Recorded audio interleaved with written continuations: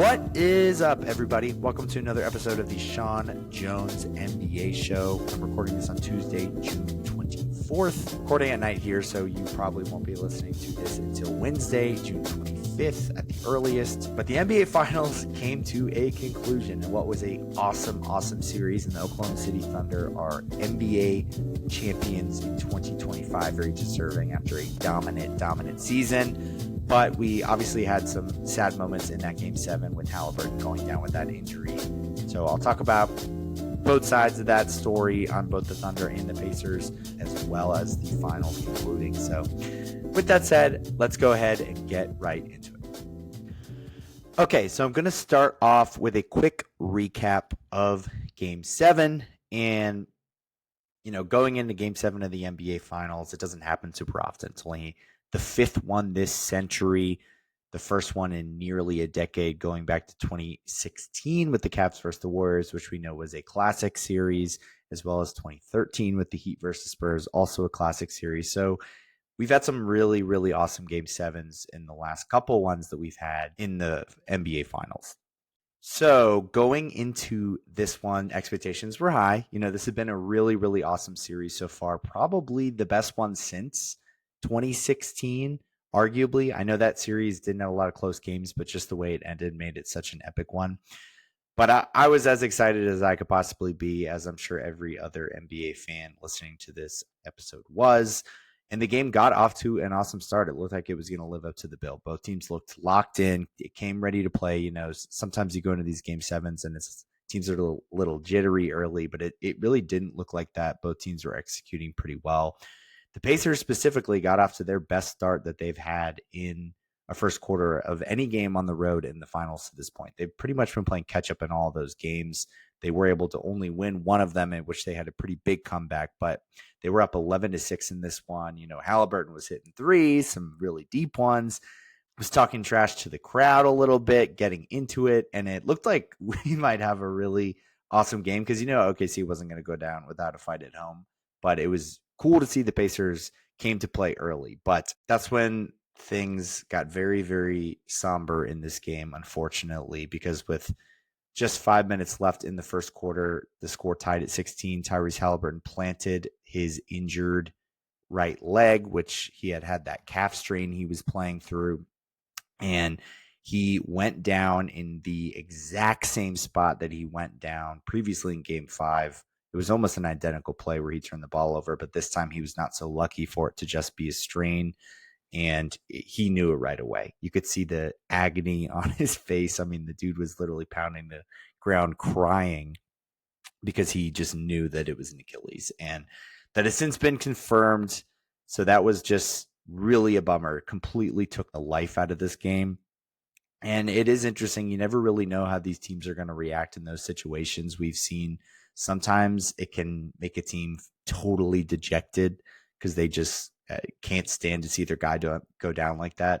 But other times it can inspire them a little bit, and they can play with a little bit of extra juice because of it. And that's kind of how this played out at first. It was actually OKC, it felt like, who was affected by it more. They started to get a little complacent and, just look out of sorts a little bit, especially offensively. And the Pacers were hitting some shots. They got some good play from Siakam, some big shots from Nembhard in that second quarter. And they were actually up 48-47 at the half. But it was pretty much a completely different story in the second half of this one. Oklahoma City's defense really ramped it up in the third quarter. We did get another TJ McConnell masterclass in this one, but unfortunately it was basically 5-1 out there because they went 10 plus minutes of game time without anybody scoring except for TJ McConnell. Meanwhile, OKC started to find their rhythm on both ends of the court, and the Thunder were up 81-68 after three quarters. And it only got uglier in the fourth quarter where they blew up the lead to 22 points. Really looked like the Pacers were not even going to hit the 90-point mark, but they did start to chip away at the end. Ben Mathurin fought like hell down the stretch, cut the score to 10 points, but it was too little too late.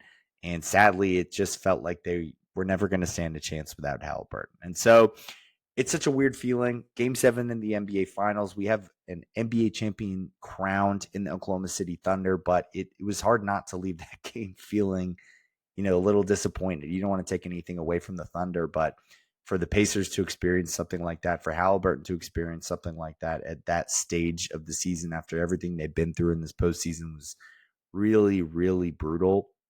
And it was truly devastating. I mean, it was very reminiscent of the 2019 finals where Kevin Durant felt like he rushed back a little bit due to some pressure from the organization about his calf injury. He also ended up tearing his Achilles, missed the entirety of the next season because of it, ended up leaving the Warriors as a result. But it was just gut wrenching to watch because just given the stakes, I mean, one of the most terrible injuries that you can have as a player, if not the most, one of the most terrible injuries that I can even remember. I mean, like I said, it took all the life out of this game, and they just never stood a chance without him because he is the Pacers. He's what makes them what they are. He's the reason that their entire offensive system works. His passing, his playmaking, his threat as a deep shooter, which just opens up the floors for other guys. His reliability as a ball handler and taking care of the ball, which was a huge issue for them in this game and for huge parts of this series as a whole. And probably the most important thing is his ability to push the pace and get this team out running. And the system just doesn't really work without him out there. And I do think it started to catch up to some of those guys in the second half. Obi Toppin had a quote after the game saying that he couldn't stop thinking about it the whole time and that it really did affect his play.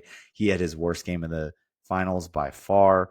And they just become so one dimensional without him offensively because they don't have the same pace. They don't have the same ball movement. It's a lot more stagnant. They don't generate the same quality of looks.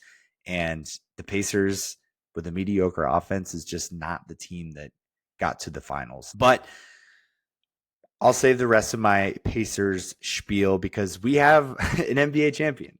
The 2025 NBA season is complete, and the Oklahoma City Thunder have won the NBA Finals just as they were favored to do for the majority of this season. And in terms of why they won it with a historical defense. I mean, legitimately one of the best defenses of all time. And it made Indiana's offense look lackluster. I mean, like I mentioned, the number one thing that defines the Pacers is their offense and their uniqueness on that end and their pace and all the things that make them so fun to watch and all the things that Haliburton brings to this team specifically. But they made them look very human in this series. I mean, if you just go round by round, their offensive rating, the Pacers in the first round had a 118 offensive rating. That was second among all teams in the first round. They had a 117 offensive rating in the second round. That was number one across the league in that round. They had a 118 offensive rating in the conference finals. That was number one across everybody in that round. So in the first three rounds combined, they had a 118 offensive rating. And then in the finals, they had a 108 offensive rating. So nearly 10 points lower. And that's really hard. That's going to be really tough to win when that's kind of your identity as a team. And a couple of reasons why they were able to make them look so human was one, the transition opportunities, which in the previous three rounds, the Pacers had 139 offensive rating in transition. In this series, they only had 117 offensive rating in transition. So they had a better offensive rating in any context in the first three rounds at 118 compared to only in transition at 117 in this series, which half court's a lot harder to score in general. So that just shows you how limited they made them in that capacity, which is kind of their bread and butter. They also turned them over like crazy, as they did all year, the Thunder. 17 turnovers per game in this series for Indiana after having only 12.7 per game in the first three rounds and only 13.2 on the season. Both of those were bottom five in the league, and 17 would have been right at the top of the league. They also had turnover games of 25 in game one, 23 in game five, 23 in game seven. It is so difficult to win a series if you're going to turn it over 23 times, 3 different times in the series. It's a miracle they even won one of those games, but asking them to win all 3 is just going to be nearly impossible. The Thunder had the highest turnover differential in the playoffs ever, and it was by an extremely wide margin. They were plus 131 in terms of turnovers forced in this playoffs. The second highest ever, plus 79. So they were a plus 5.7 turnovers per game in the postseason. That's 6 extra possessions every single game, which, as I've mentioned, it is really hard to overcome that as the other team, because it just gives Oklahoma City such a wide margin of error when you're able to just have those extra possessions as a cushion if you don't have a good shooting night. And in their 3 closeout games in the last 3 rounds, they held Denver to 93 points and forced 23 turnovers. They held Minnesota to 94 points and forced 21 turnovers. They held Indiana to 91 points and forced 23 turnovers. So again, this defense, all-time good. Legitimately one of the best we've ever seen relative to any era. Right now you could argue some of the hardest time to play defense in the NBA because of the limited physicality that's allowed in the league compared to what it used to be. Also the fact that guys are better shooters than they've ever been, and all of those things put together. But the way that they were able to just make these high-powered offenses look not only human but bad for stretches, it's really, really impressive. To add more context to how good their defense was, it wasn't like this was smooth sailing for OKC offensively. I mean, they shot below 44% as a team for the series. They were below 35% from 3 for the series. SGA shot only 24% from 3. J-Dub was 27% from 3. Chet Holmgren shot below 40% from the field. He shot only 3 of 19 from 3 in the series. That was good for 16%. They had a game 4 in which they were 3 for 16 from 3. That's 19%. Game 6 where they were 8 for 30 from 3. That's 27%.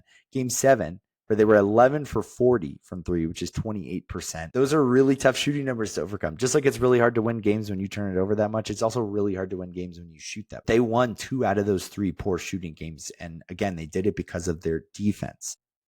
Additionally, they only averaged 17.6 assists per game in this finals, which league average on the season was 26.5. So almost 8 full assists below that. And the league worst team on the regular season was 23 per game. So they would have been dead last by a wide margin if you extrapolate what they did in terms of assists in this series across the whole season. But it doesn't matter. It didn't matter that they didn't share the ball particularly well in this series. It doesn't matter that they didn't shoot the ball particularly well in this series because their defense was that good.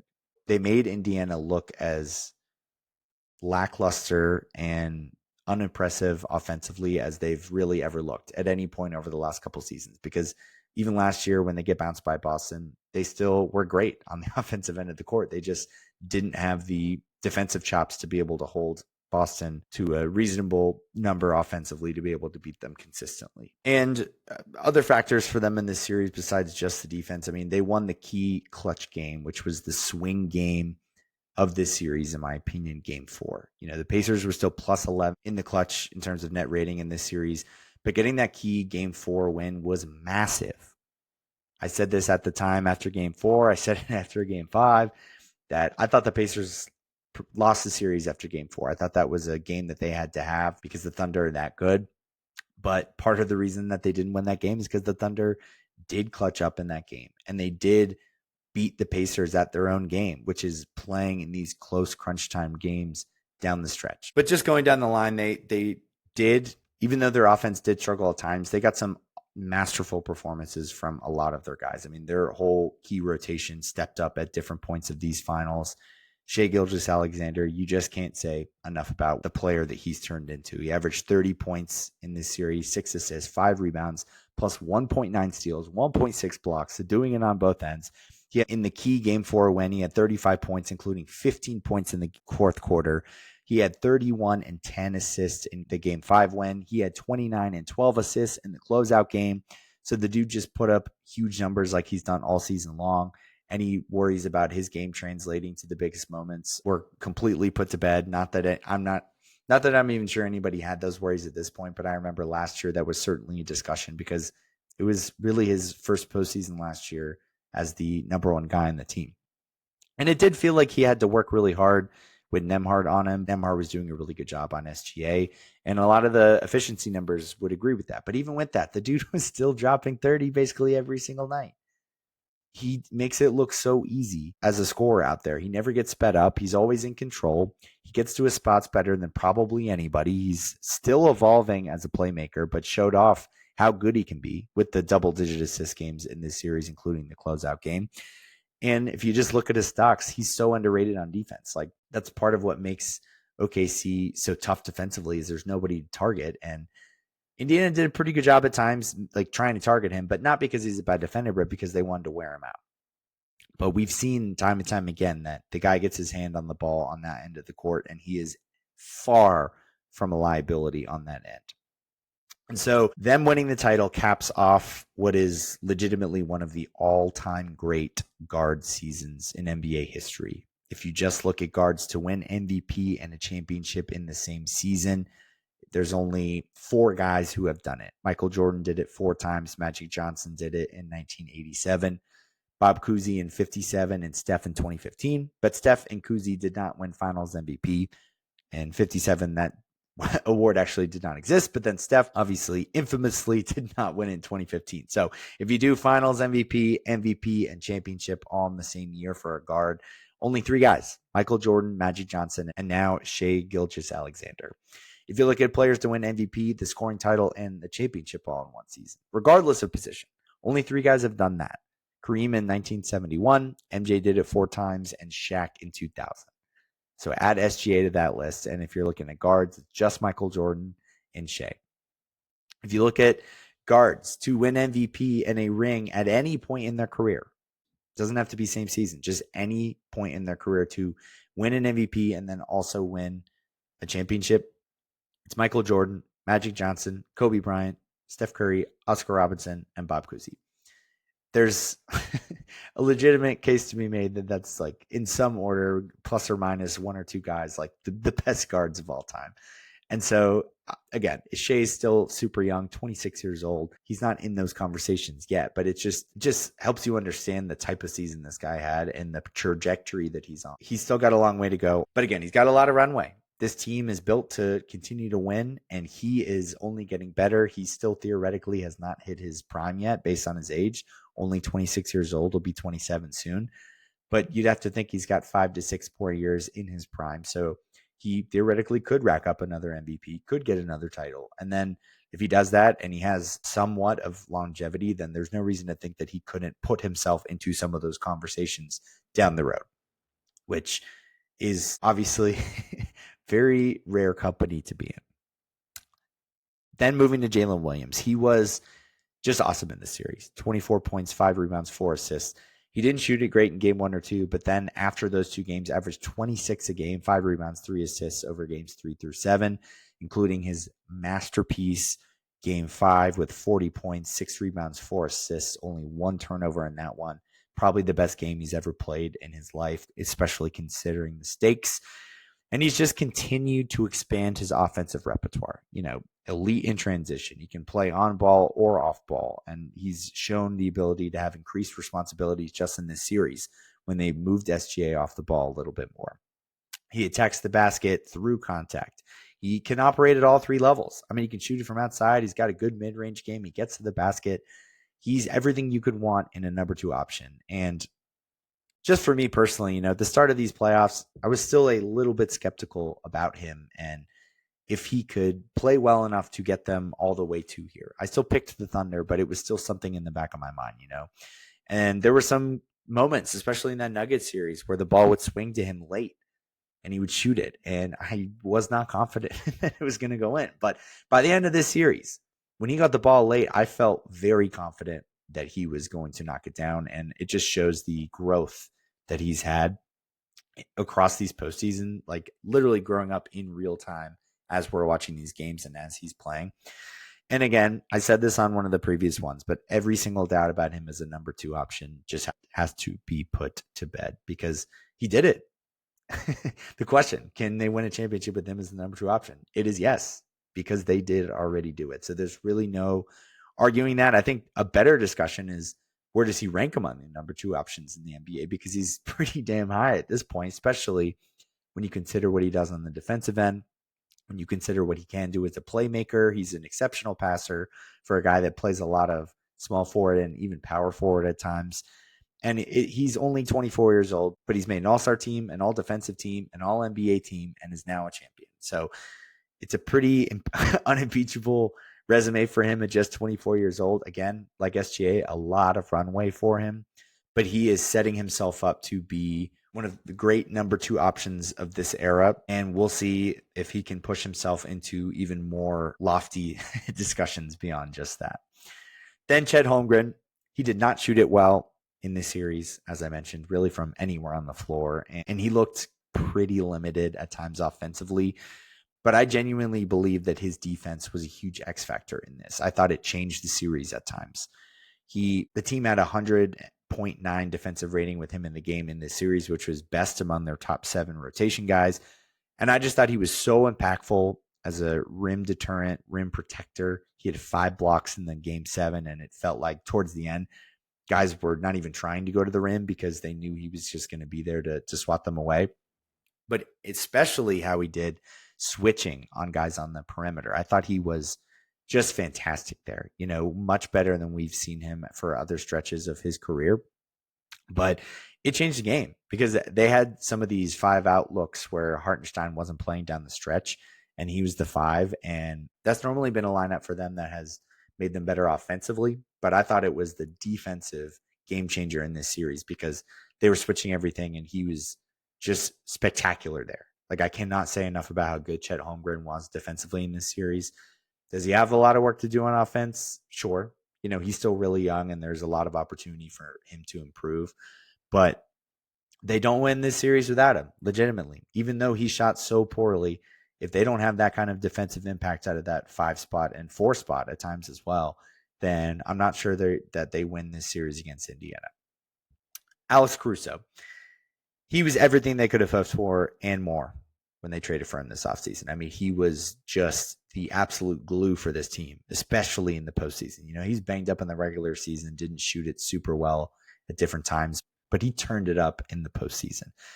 He averaged 2.4 steals in this series, shot 40% from 3, and shot the ball way better from 3 just across the entire postseason than he did in the regular season. He had 2 20-point games, including a huge 20-point game on 7 of 9 shooting and 5 steals in game 4, which I continue to say was the swing game of the series. So again, they probably do not win that game without him, and they probably do not win the series if they do not win that game. And he was just a true veteran presence. It was something they lacked last year. They were very, very young, and they're still very young, but just adding a guy like him who has won a championship before, who has played in some of the highest leverage games that you can in the NBA. And he was just a menace defensively. And as I mentioned, played some of his best offensive stretches in the postseason and in the series as well. And so the Giddey trade probably was still a win for the Bulls, in my opinion, but it was a genuine win-win trade. And the Thunder couldn't not have asked for better results from Caruso. Lou Dort, similarly to Caruso, was just a bulldog defensively for them. That he just had Haliburton in hell at different times of this series. A lot of the turnovers that were forced in this series had to do with Lou Dort and his perimeter defense and just point of attack defense. And he did what he does. He's an all defensive first team guy, and he played the part and was consistent in doing so. He's also such an improved shooter from what he was earlier in his career. He was only 33% from deep in the first 4 years of his career. The last 2, he's at 40%, and he shot 45% from 3 in these finals on 38 attempts, so pretty big volume. And it really felt in this playoff series like he had a lot of really important threes. There was a lot of games where early to mid fourth quarter, they still got some bench guys out there. The offense would get a little stagnant at times, and he would hit those moonball threes. I mean, there was definitely a game against Denver where he hit I think 3 threes in the fourth quarter that, again, if he doesn't hit those, they probably don't win the game. And so there's just so many contributions across the board from guys on this team. I mean, Cason Wallace didn't have his absolute best series, but still 11 points with 4 steals on 3 of 4 shooting in game 5, 10 points with 3 steals on 2 of 3 shooting from 3 in game 7. Aaron Wiggins had 18 points on 5 of 8 from 3 in game 2, 14 points on 4 of 7 from 3 in game 5. And then even Isaiah Hartenstein, who was definitely a little bit deprioritized in this series, which I called for in my preview, said that I didn't know if it was the best series for him, which it did prove out to play out that way, but he still was impactful in many different ways, as a screener offensively, as an offensive rebounder, just as a big body down low. And aside from just these finals, I mean, he was great for them all year. They may not have been in the position they were in without him because Chet missed 50 games in the regular season. They don't survive those minutes if Hartenstein isn't playing super consistently well and just fitting in seamlessly with this group. And the Caruso-Hartenstein pickups, both of them were flawless moves, and they both added so much to the roster without taking anything away. Truly additive players to this team across the board. And I didn't even mention other guys who had different moments in the postseason: Isaiah Joe, Kenrich Williams, all these guys. Like they're so deep. They're so young and they're so good, which is what is so crazy for how young they are. But they got so many contributions across the board here. And just like SGA, with this being a historic season, this was also a bit of a historic season for the Thunder themselves. You can debate all you want if this is one of the best teams ever, but you cannot debate that this was one of the best seasons ever for a team. They went 68-14 overall. They had the 5th best record in NBA history. They were 16 games up on the number 2 seed in the regular season. They went 84-21 on the season. Only 4 teams ever have won 84 plus games in an NBA season before. This team, the 96 Bulls, the 97 Bulls, and the 2016 Warriors.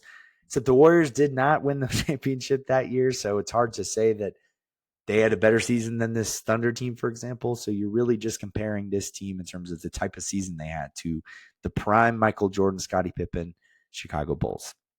They had a net rating of plus 12.8 in the regular season. That was the second best of all time. They were a plus 8.6 in the playoffs, which was only 25th all time, but that's pretty impressive considering that they lost 7 total games. They went to 2 game 7s and still ranked top 25 all time in net rating in the postseason. Their defensive rating was the 4th best relative defensive rating in NBA history at 8.5 points better than league average. That was 9th best in the playoffs ever at 6.3 points better. They had 4 30-plus point margin of victory wins in the postseason, which is the most ever. They had the best plus minus in the regular season ever, the best margin of victory ever in the regular season. They had the most double-digit wins ever in a regular season, the most double-digit wins for a full season, including the postseason ever. And just every metric across the board says that they deserve to be in the sort of discussion with the best teams ever. The prime Steph Curry Warriors, the prime Michael Jordan Bulls. Again, I'm not going to sit here and advocate to say that they're definitely on that level, because I do think that this team certainly had its struggles offensively, especially in the postseason. But that's what we just need to realize, how good this defense was. This defense was so good that it carried a pretty good offense, not great offense, to still the numbers saying that they overall are one of the best teams ever, because they were that good defensively and they were timely offensively. They did just enough, and they turned that defense into offense. So a lot of their offensive efficiencies came from their defense and pushing the pace off of those turnovers. And so the natural next question, is going to be about if this could turn into a dynasty. We do this pretty much every year when a team wins a championship. We did it with Boston last year. We did it with Denver the year before. It's always a discussion because I think fans are looking for what might be the next dynasty, because I think even though in theory we like parity, people do like to see just greatness. And so it is always intriguing to see if these teams can catch some of the previous teams and dynasties that came before them. And I'm typically pretty hesitant to even entertain this. Boston last year, I said, sure, they're in a good spot to potentially maybe repeat, but repeating is really, really hard because you need a lot of injury luck. You need a lot of other things to break your way. But they also were set to have some real financial limitations moving forward. If you look at the Nuggets, same sort of thing. They had already sort of paid everybody, and they had some really key impending free agents upcoming. And they didn't have any picks to be able to replenish those guys. I mean, they've been strapped with their draft capital since before they won that championship. And so this team, I will say, is by far the best positioned among any recent NBA champion we've had in terms of not only repeating, but ripping off, 3-4 potential rings in the next 5 to 6 years or something like that. I mean, SGA is only 26 years old. J-Dub's 24. Chet is 23. That's their three best players by a mile, all yet to hit their prime. In J-Dub and Chet's case, yet to get a big payday. We've got Hartenstein, who's 27, even though he's more of the veteran on the team. Case and Wallace, 21. Dort, 25. Isaiah Joe, 25. Wiggins, 26.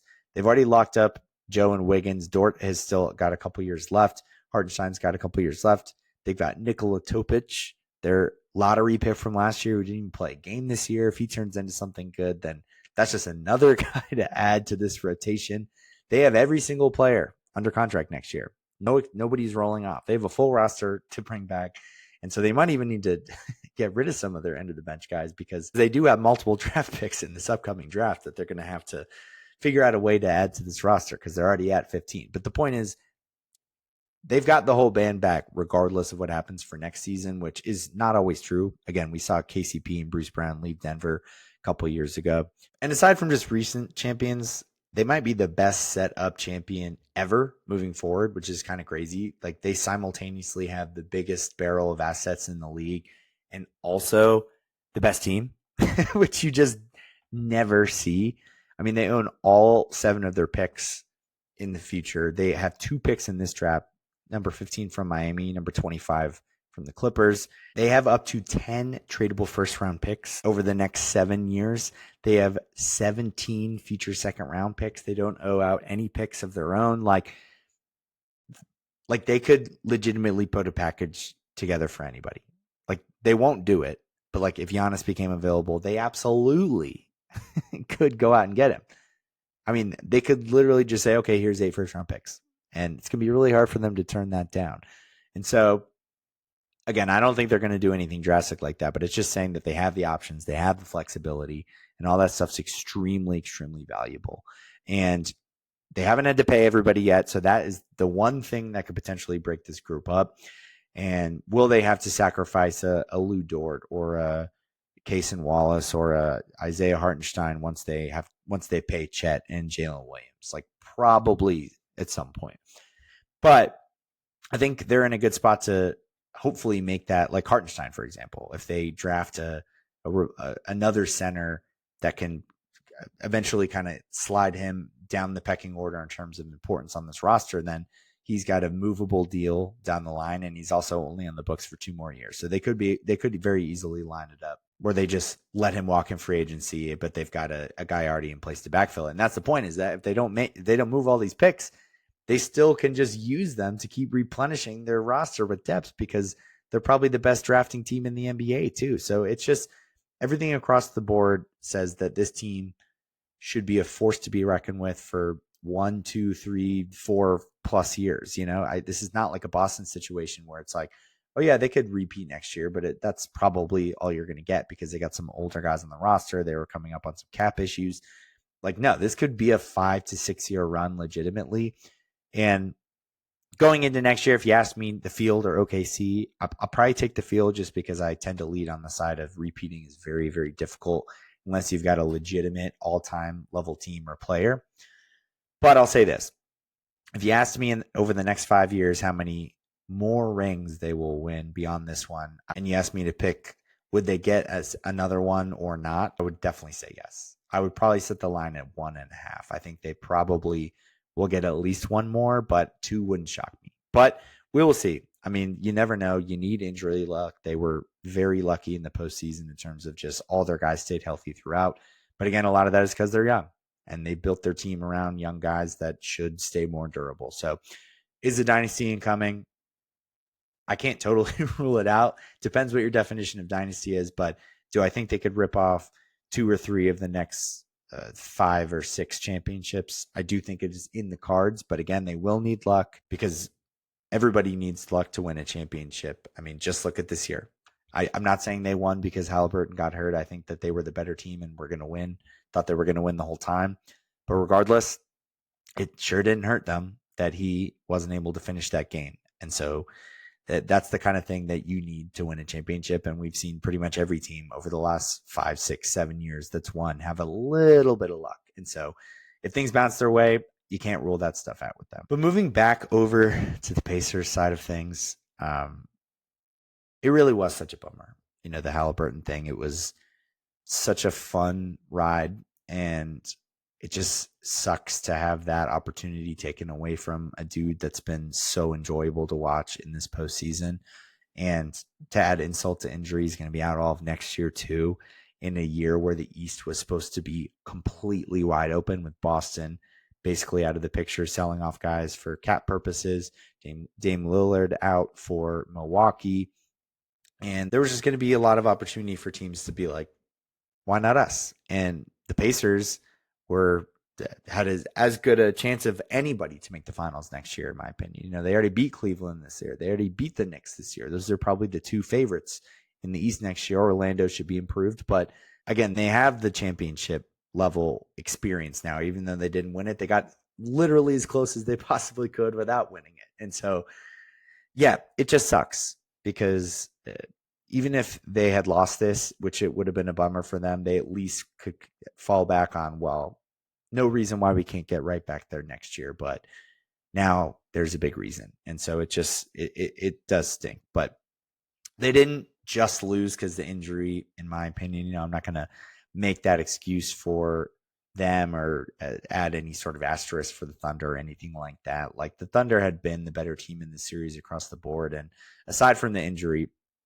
like I mentioned, their defense just completely overwhelmed Indiana. It was just, they didn't look like themselves. They did not have their same identity that got them here. And the turnovers just absolutely destroyed them. They were great at taking care of the ball all year. And it was one of the obvious things coming into the series that people thought could swing the series, myself included. And the Thunder won that battle by a long shot. The Thunder had the Pacers right in the same range of where they've had other teams, and the Pacers ballooned their turnover numbers in this series. And Haliburton also just was not as dynamic as he needed to be, not his normal dynamic self when he did play. I mean, he obviously did have some sort of lingering injuries. I think that was pretty obvious, but he only had 20 points in a game one time in the series.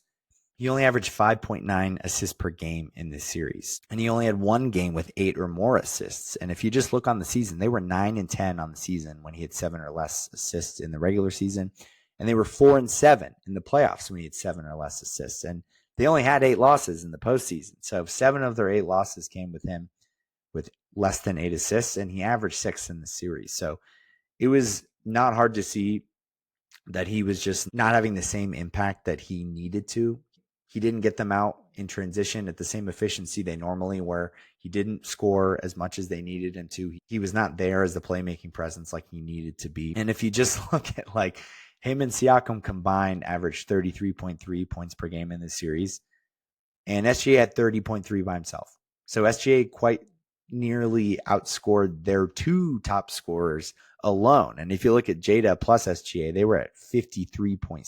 So over 20 points more than Halliburton and Siakam combined. So that's just really hard to overcome. I mean, the Thunder had the 2 highest scoring guys in the series, the 2 best offensive players, at least how they played in this series as well. And it's really tough to win if the other team has the 2 best offensive players in the series. And of course, Halliburton doesn't need to necessarily score to be a better offensive player in the series than Jalen Williams, for example.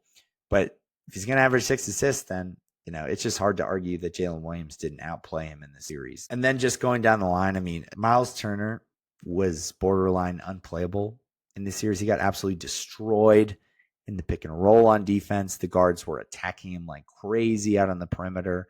And it didn't help that he couldn't make a shot either. He's not always the best defensively. I mean, he's a good rim protector, but he normally makes up for it by stretching the floor and being solid on the offensive end. But in this series, he shot 38% from the field, 21% from 3. He was 6 for 28 from deep. And on top of that, he only averaged 4 rebounds in the series. So it was just the worst series he's had probably in this iteration of the Pacers team. And they kind of needed him to step up, because I thought he did kind of bother Chet at times and was bullying him down low a little bit in some of these games. And he's part of the reason why Chet was inefficient and ineffective offensively. But it made it really hard to roll with him. They had a lot of games where they were closing with Siakam and Toppin as the 4 and 5 in the game. And it made sense because that was probably their better offensive and defensive lineup for this particular matchup. And then I'm beating a dead horse here, but I really thought game 4 was the swing game in this series, and they needed to win every close game they could because we knew OKC was going to have some big blowout games. That's just what they do. You knew Indiana was going to have some big turnover games, and those were going to be the ones that were really hard to win. And so when you had a game, especially at home, when you're in control, they were up 10 in the late third quarter. They were up 4 with just over 3 minutes to go in the game, and they scored 0 field goals in the last 3 minutes of the game. They allowed OKC to finish on a 12-1 run in this game. And so I know it'll be easy to say, oh, well, the Haliburton injuries, the reason they didn't win this series, but I, wouldn't even have gotten to that in my opinion. I think game 4 is going to be the game that haunts this team and haunts these players and say, if we just finish that out, we are up 3-1 with a game 6 at home to win the championship, with 3 games to win 1. And they won game 6. And of course, it's impossible to say, oh, well, they won game 6, so that means they would have won. Things could have played out differently. Thunder might have had more of a sense of urgency. But regardless, you'd have to like their odds in the series. And that would have been the moment where I finally was like, okay, I actually think Indiana's going to win, because I still just leaned Thunder the whole way.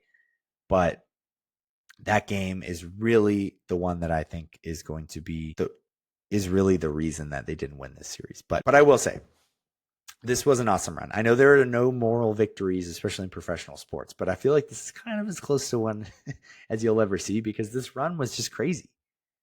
It was one of the most fun, most improbable finals runs that I can really remember. And I will say, like, we've seen some improbable runs to the finals. I mean, just the Miami Heat have done it twice over the past 5 or 6 years, especially in 2023 when they were the 8th seed and made it all the way there and beat Boston in the conference finals and all that. But the difference is that when Miami got there, they pretty much rolled over. Normally when we see these unlikely teams get to the finals, they get there and they totally fall flat and they aren't very competitive. But this went to a game 7. Indiana was almost up 3-1 in this series, like I mentioned. So this is as close to a crazy underdog story as we've ever seen. I know it's hard to say because they didn't win it, but just to set the scene in terms of how big underdogs they were crazy underdogs basically the entire season. Just going into the year, they had the 17th best odds to win the championship at plus 6,600. Then at the All-Star break, they were plus 10,000, which means that you could bet $1 and win 100 if you had bet them to win the championship at that point. Then going into the playoffs, they were plus 8,000. Going into round 2, they were still plus 6,600. Going into the Eastern Conference Finals, they were still plus 800. And then going into the finals, they were still plus 500 once they were already there. I don't think there was any point in the finals, even when they were up 2-1, even mid game 4, when they were officially favorites. In their last 3 rounds in the playoffs, they were plus 375 against the Cavs, big underdogs there. They were plus 135 against the Knicks, slight underdogs, but still underdogs. And then, as I mentioned, plus 500 against the Thunder. So they, at every step of the way, every single step of the way, they were underdogs with what was publicly perceived as insurmountable odds to even get close to winning the championship. And that's what made this run so awesome. There were so many reasons to be impressed with this team and these players. I mean, Pascal Siakam proved just how underrated he is and was this close to becoming the first guy since the merger to be the second banana on 2 finals teams with 2 different teams, 2 different cores and 2 different franchises. Andrew Nembhard and Aaron Nesmith proved to be just elite 2-way guy. Nembhard showed that if he had an expanded role, he could really, really be a force in this league. And I think it's going to be really fun to watch him next year as probably the starting point guard, handed the keys with Haliburton out. Nesmith just had that game against the Knicks alone, put him on the map quite a bit, but he was so consistent across the board as a shooter, as a defender in this postseason. TJ McConnell, with just some awesome takeovers in this postseason, showed that he's one of the best backup point guards in the league.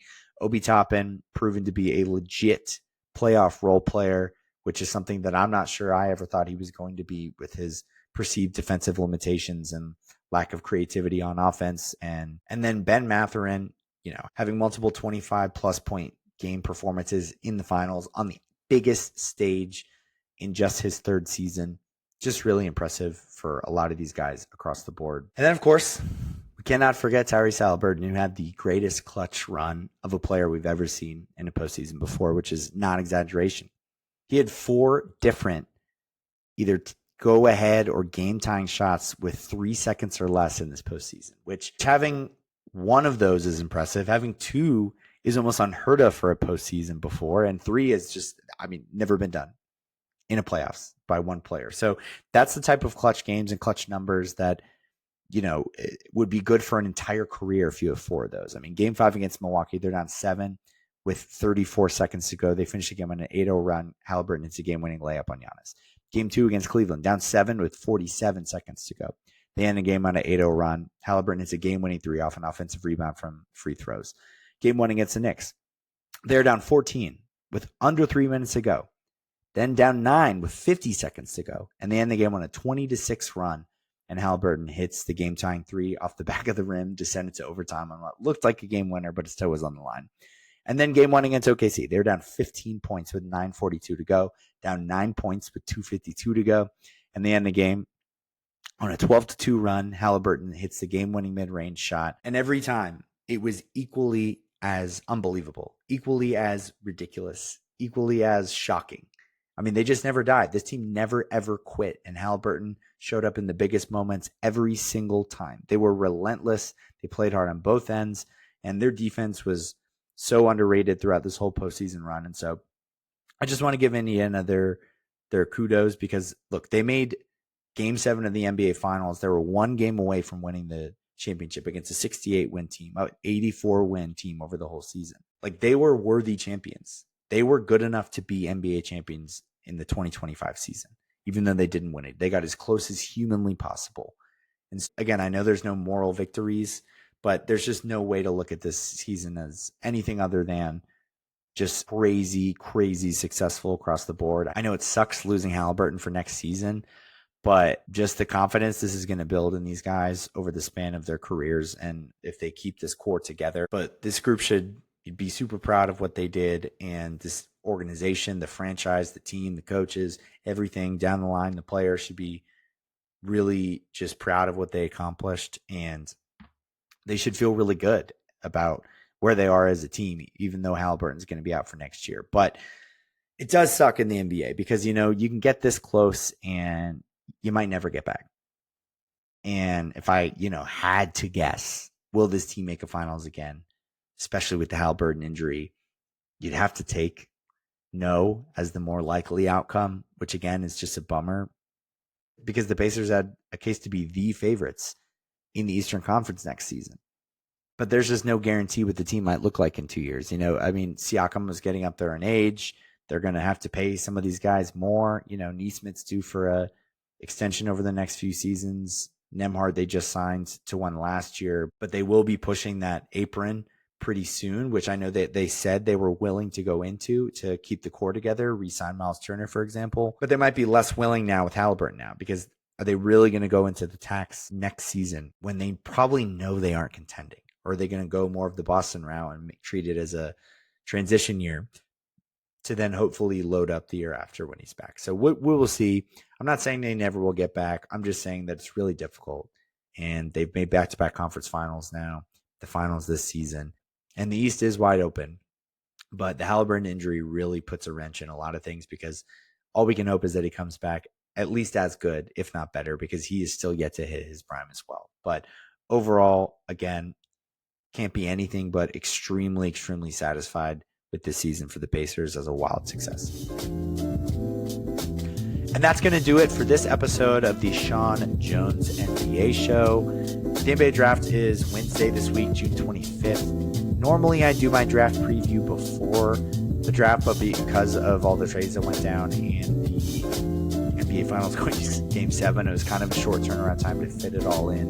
So what I'm going to do instead is actually just talk about each prospect after they get drafted. I'll still do my normal format of picking all-stars, role players, and busts, but it might even make more sense to do it after because we already know who's getting drafted, where, and whatnot. So I will have that out later this week, so be on the lookout for that. But it was a very fun 2024-2025 season. Sad to see it come to an end, but we should still have lots of action in the offseason upcoming aside from just the draft, so I'll be here to cover all of that as well. So thank you so much for listening, and I will chat with you soon.